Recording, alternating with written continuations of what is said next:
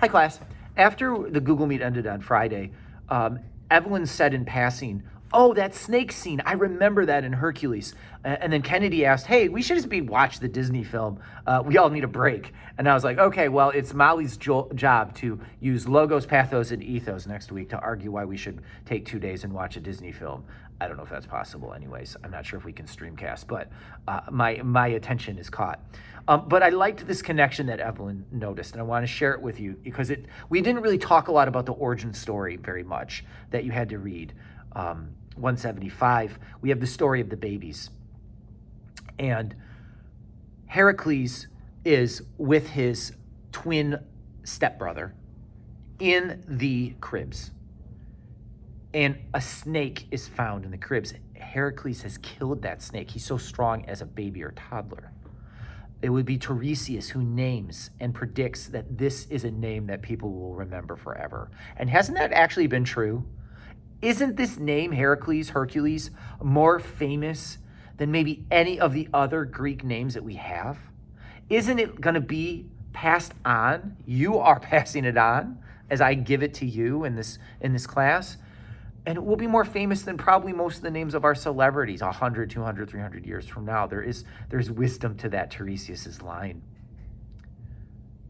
It's very biblical in a way, too, if we think of this snake being in the crib. And the Disney film, this is like one of the only fully accurate parts that they show, since so much of the Disney retelling is a new telling, a telling that I like. There are items that are symbols of Hercules that we haven't talked a lot about. The bow and arrow are important.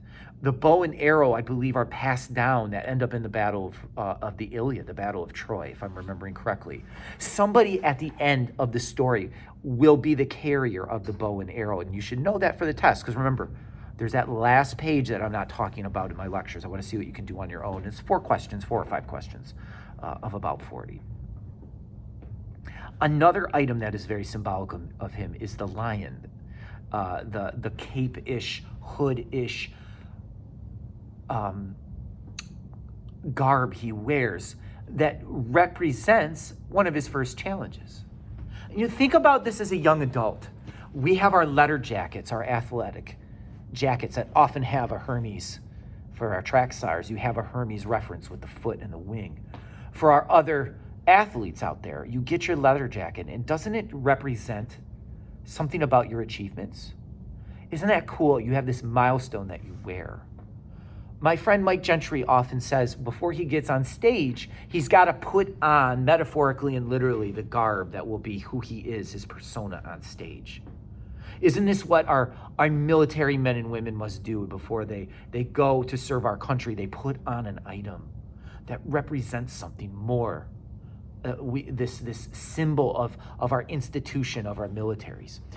The doctors in the 1800s, they learned to wear white, which was like when you get your white clothes as a doctor, it's a very symbolic ceremony to get your first white doctor's coat or nurse's coat.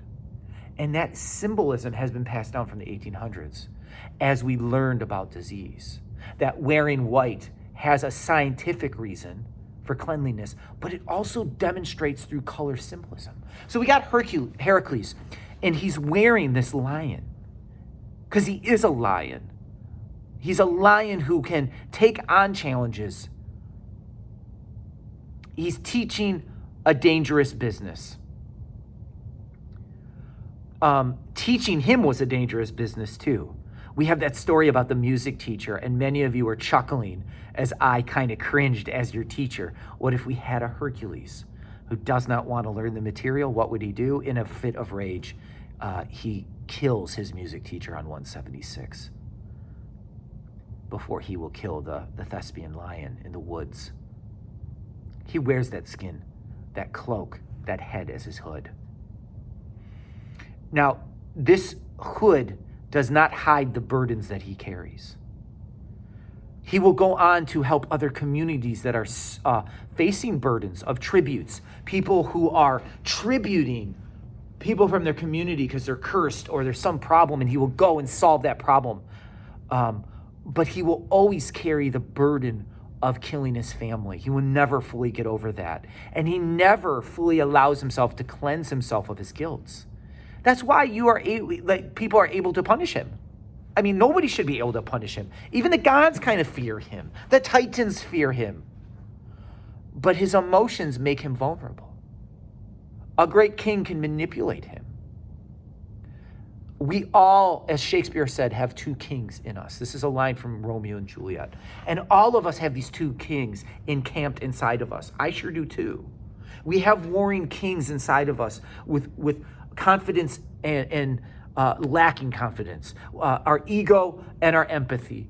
Our guilt and allowing ourselves to relieve ourselves of some of our dare I say, sins. And as young adults, we're learning those habits of balancing our emotions and using our logic, being good listeners, yet advocating for ourselves, using our strength, which is not going to be forever, as well as our mind, which we hope to have forever, but we never really know. Hercules might be now one of my favorite myths that we're reading. It used to be Jason last year. Now I'm just rereading this story and find so much of myself in it. Good luck on the test. You're going to do great. If you don't, let's just recess it. Within 5 days of getting your scores, set up a Google Meet. We can retake the test. And when you retake a test, it doesn't have to be as long. If you get 70% right, we're going to look at it together and we'll reassess the things that you got wrong. We'll identify whether it's content, the type of question, or how to approach a question. It's open notes. And I'm excited to see how Monday goes.